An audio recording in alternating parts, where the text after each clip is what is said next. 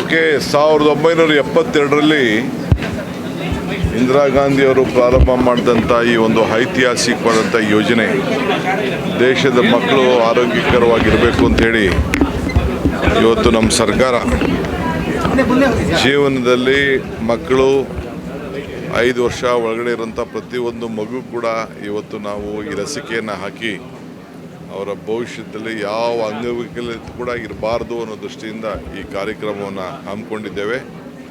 ಸರ್ಕಾರ ಅನೇಕ ಕಾರ್ಯಕ್ರಮಗಳನ್ನು ಆರೋಗ್ಯಕರವಾದಂಥ ಕರ್ನಾಟಕ, ಆರೋಗ್ಯಕರವಾದಂಥ ಭಾರತ ನಿರ್ಮಾಣ ಮಾಡಲಿಕ್ಕೆ ನಮ್ಮ ರಾಜ್ಯ ಪ್ರತಿ ಹಂತದಲ್ಲೂ ಮೊದಲನೇ ಹೆಜ್ಜೆಯನ್ನು ಇಟ್ಟಿದೆ. ಸೊ ಎಲ್ಲ ನಮ್ಮ NGOs, ನಮ್ಮ ಆರೋಗ್ಯ ಇಲಾಖೆಯ ಅಧಿಕಾರಿಗಳು, ಮೆಡಿಕಲ್ ಎಜುಕೇಷನ್ ಡಿಪಾರ್ಟ್ಮೆಂಟ್ನ ಎಲ್ಲ ಅಧಿಕಾರಿಗಳು ಎಲ್ಲ ಕೂಡ ಭಾಳ ಉತ್ತಮವಾಗಿ ಸಹಕಾರ ಕೊಡ್ತಾ ಇದ್ದಾರೆ. ಅವರೆಲ್ಲರೂ ಕೂಡ ನಾನು ಅಭಿನಂದಿಸ್ತೇನೆ.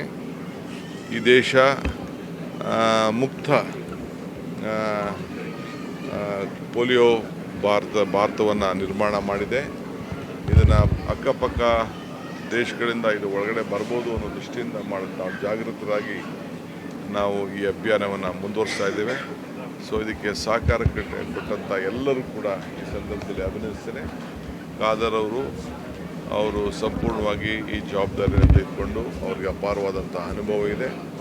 ಇವತ್ತು ಅವರು ನನ್ನ ಮನೆಯೇ ಆಯ್ಕೆ ಮಾಡಿಬಿಟ್ಟಿದ್ದಾರೆ.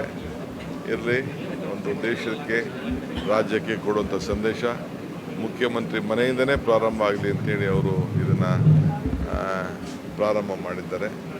ನಾನು ಅವ್ರಿಗೂ ಅಭಿನಯಿಸ್ತೇನೆ. ಇದನ್ನೆಲ್ಲ ಸೌಲಭ್ಯವನ್ನು ಹಳ್ಳಿಲಿ ಗುಡ್ಡಗಾಡು ಪ್ರದೇಶದಲ್ಲಿರುವಂಥ ಎಲ್ಲ ಮಕ್ಕಳು ಕೂಡ ಇದಕ್ಕೆ ಉಪಯೋಗಿಸ್ಕೊಳ್ಳಲಿಕ್ಕೆ ಬೇರೆ ತಂದೆ ತಾಯಂದಿರು, ಬೇರೆ ಹಿರಿಯರು, NGOಗಳಿಗೆಲ್ಲ ಸಹಕಾರ ಕೊಡಬೇಕು. ಯಾರು ಕೂಡ ಈ ಅವಕಾಶವನ್ನು ತಪ್ಪಿಸ್ಕೊಳ್ಬಾರ್ದು ಅಂತೇಳಿ ನಾನು ಪ್ರಾರ್ಥನೆ ಮಾಡ್ತೇನೆ. ನನ್ನ ಮನೇಲೇ ಫಸ್ಟು ಜನರು ಇದ್ದರೆ ನಾವಲ್ವಾ, ಖಂಡಿತ ಲಸಿಕೆ ಇವತ್ತು ಹಾಕ್ತಾರೆ. ಮೀಡಿಯಾ ಮುಂದೆ ಅಲ್ಲ, ನೋಡೋಣ ಅದನ್ನು ನಮ್ಮ ಖಾದರ್ ಸಾಹೇಬ್ರು ಏನು ಮಾಡ್ತಾರೆ.